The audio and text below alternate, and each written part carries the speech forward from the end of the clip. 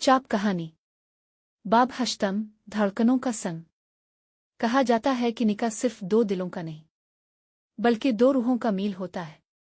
लेकिन जब रोजमर्रा जिंदगी की धार तेज होती है तो यही रिश्ता आजमाइशों की जद में आ जाता है। हिना और इज़मीर ने साथ जीने की किस्म तो खा ली थी, लेकिन अब असल जिंदगी शुरू हो रही थी। नई जिंदगी, नया घर। निकाह के बाद हिना ने स्कूल से इस्तीफा दे दिया। इज़मीर ने इसे खुद से करीब रखने का फैसला किया, न सिर्फ जिस्मानी तौर पर बल्कि जज्बाती तौर पर भी। वो इसे अपनी मां के साथ एक ही छत के नीचे ले आया, जहां मोहब्बत थी, मगर वक्त के साथ साथ कुछ और भी दर आया। आदतों का फर्क, अंदाजों का टकराव, रोजमर्रा की हकीकत। हिना को अब घरेलू जिम्मेदारियों का सामना था। इज़मीर अपनी ट्यूशन एकेडमी में मसरूफ, और वो घर के काम और सास के रवैये के बीच उलझी हुई। अम्मा जान नेक और मोहब्बत करने वाली थी, मगर उनकी सोच पुराने जमाने की थी। औरत का असल मकाम चूल्हा चुकी होता है। ये पढ़ने लिखने की बातें शादी से पहले की थीं बेटा। हिना खामोश रहती, लेकिन अंदर कहीं वो घुटने लगी। इज़मीर की उलझन। इज़मीर ने महसूस किया कि हिना कुछ बदली बदली लगने लगी है। वो हंसती तो थी मगर वो हंसी गूंजी नहीं जाती। बात करती थी मगर लहजे में कोई चमक ना रही। एक रात इज़मीर ने बात की, तुम खुश हो ना हिना? हिना ने एक लम्हे को राख कर कहा, खुश हूं, बस शायद खुद को नए माहौल में ढाले में वक्त लग रहा है।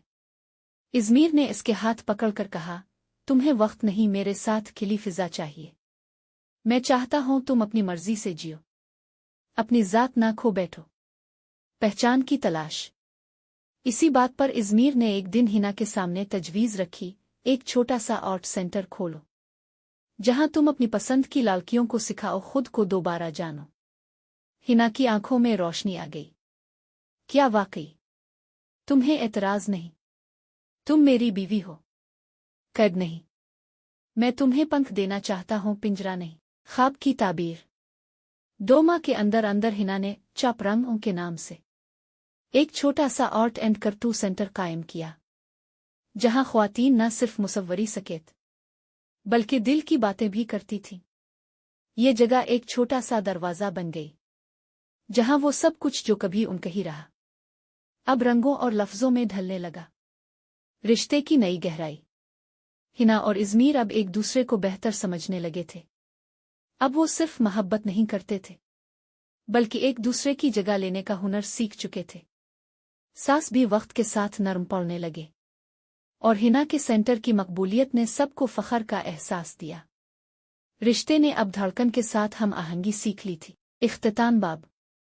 मोहब्बत जब जिंदगी की धड़कनों के साथ चलना सीखे तो वो सिर्फ जज्बाती नहीं रहती, बल्कि एक मुकम्मल शिराकत बन जाती है। हिना अब सिर्फ इज़मीर की बीवी नहीं रही, बल्कि हिना बन चुकी थी, अपनी पहचान, अपने ख्वाबों और अपने लफ्ज़ों के साथ।